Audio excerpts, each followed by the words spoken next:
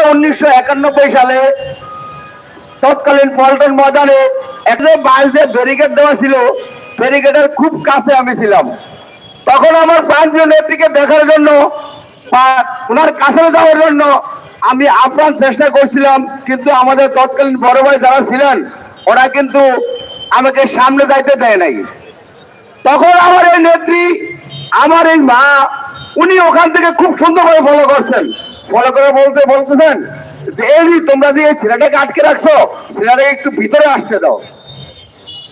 তখন আমি বললাম যে উনি তো বাংলাদেশের নেত্রী না, উনি একজন বাংলাদেশের গর্ভধারিণী মায়ের মতো।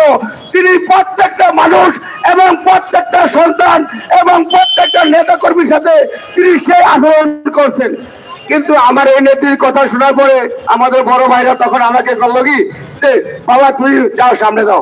আমি সামনে গেলাম, তখন আমার নেত্রী বলল যে বাবা তুমি যে এত আপ্রাণ চেষ্টা করছো কেন?